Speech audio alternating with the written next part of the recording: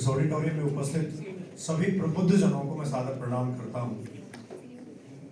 भारतवर्ष की संपूर्ण बौद्धिक संपदा में से परिष्कृत और निष्कृत लोग मेरे सामने बैठे हैं। डायस पर वो लोग हैं जो अपने आप में कीर्तिमान स्थापित कर चुके हैं, भारत की विशिष्ट सेवाओं और विशिष्ट परीक्षाओं से निकलकर यहाँ तक पहुंचे हैं।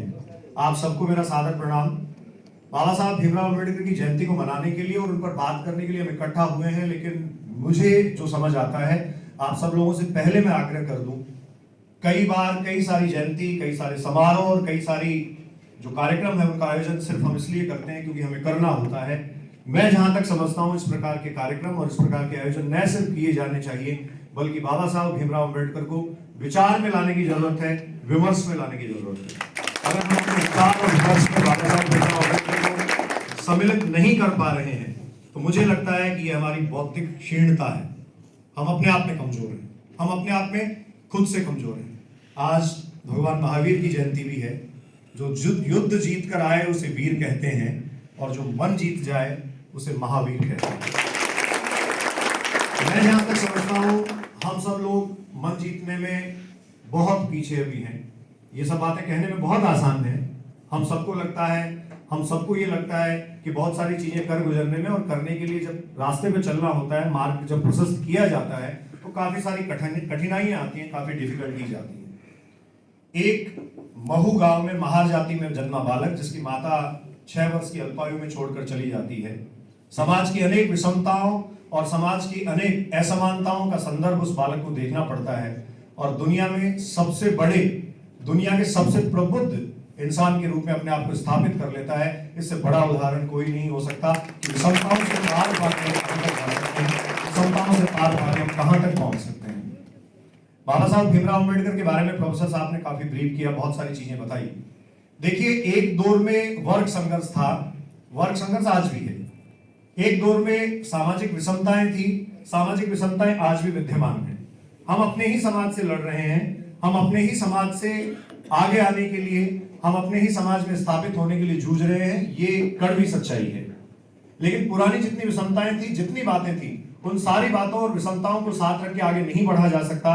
हमें उन सब बातों को साथ रख के आगे बढ़ना चाहिए जो भारत की प्रगति का रास्ता प्रशस्त करती हैं। राष्ट्रकवि महाकवि रामधारी सिंह दिनकर का नाम आप सबने सुना है और हम सब राष्ट्रकवि दिनकर को मानते भी हैं और जानते भी हैं। दिनकर का कहना है, तेजस्वी सम्मान खोजते नहीं गोत्र बतलाकर, पाते हैं जग से प्रशस्ति अपना कर्तव्य दिखलाकर। मूल जानना बड़ा कठिन है नदियों का, वीरों का, धनुष छोड़ और क्या गोत्र होता है रणधीरों का। पाते हैं सम्मान जगत में तपोबल से भूतल पर सूर, जाति जाति का शोर मचाते केवल कायर क्रूर। हमें क्या जानने की जरूरत है और किस यथार्थ में हम जी रहे हैं, ये बहुत जरूरी बात है। आप जिस किसी वर्ग से भी आते हैं, जिस किसी जाति से आते हैं, जिस किसी संप्रदाय से आते हैं, जिस किसी धर्म से आते हैं, उसको सहेजिए, उसका संरक्षण करिए, बहुत जरूरी है। लेकिन अंततः अपने आप में एक भारतीय होने का परिचय दीजिए, बहुत ज्यादा जरूरी है। अगर ये नहीं कर पा रहे हैं तो सारे आयोजन बेकार हैं, सारी व्यवस्थाएं फेल हैं।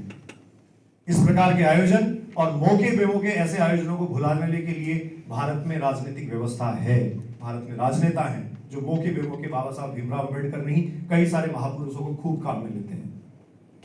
मैं आप सब लोगों के सामने इतनी सारी बातें बड़ी हिमाकत करके इसलिए बोल रहा हूं क्योंकि मुझे लगता है एक परिष्कृत और निष्कृत, जैसा मैंने कहा, बौद्धिक संपदा मेरे सामने बैठी है। मेडिकल कॉलेज के बच्चे मेरे सामने हैं जो बहुत बड़ा कंपटीशन फाइट करके यहाँ तक पहुंचे हैं और उनको शिक्षित और दीक्षित करने वाले लोग मेरे सामने बैठे हैं। जिले के प्रशासन को देखने वाले लोग मेरे सामने बैठे हैं।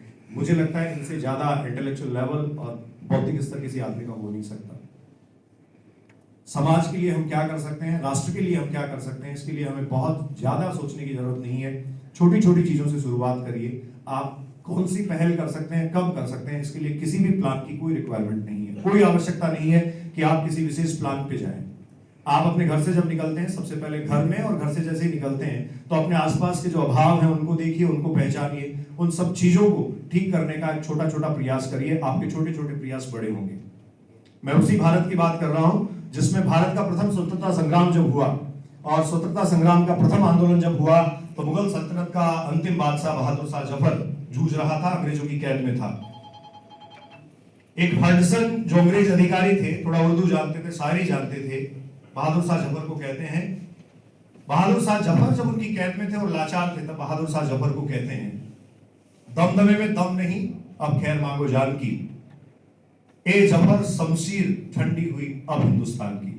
लेकिन इस देश के कण में, इस देश की मिट्टी में, इस देश की फिजाओं में और हवाओं में इतनी ताकत तब भी थी, आज भी है, कि बहादुर शाह जफर ने पलट कर जवाब दिया, जब तलक भू है, जब तलक भू है ईमान की, तब तक तख्त ए लंदन तक चलेगी तू तेज हिंदुस्तान की।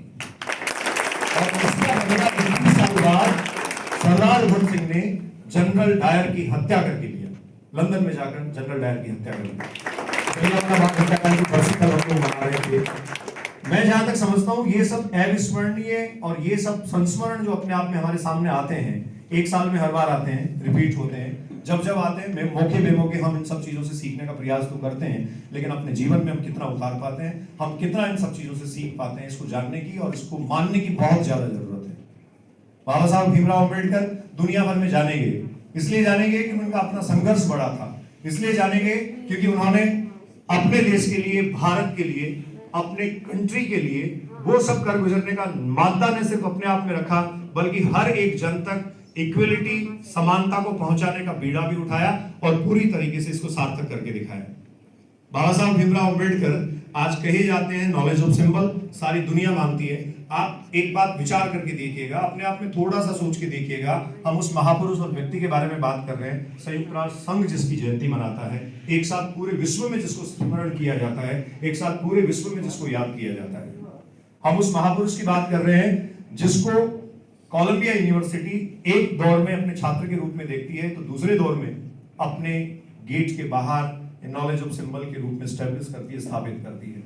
मेरा आप सब महानुभावों से करबद्ध निवेदन है, हाथ जोड़कर निवेदन है, मेरी बातों में कहीं शब्दों का हेरफेर रहा हो तो आप सिर्फ मेरी भावनाएं अपने साथ रखें, शब्दों को नहीं ले जाएं।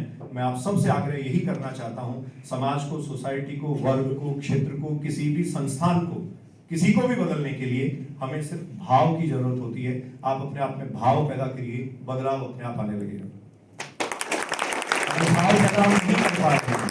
भाव पैदा हम नहीं कर पा रहे हैं तो मैं फिर सिर झुकाकर माफी मांग कर ये कहता हूं, सभी प्रकार के आयोजन व्यर्थ हैं, सभी प्रकार के समारोह व्यर्थ हैं। इन सभी समारोहों की सार्थकता, इन सभी आयोजनों की सार्थकता तब होगी जब हम एकजुट होकर भारतीय के रूप में अपना परिचय देंगे और भारतीय के रूप में अपने आप को स्थापित करेंगे। जय भीम, जय भारत, जय संविधान, जय हिंद।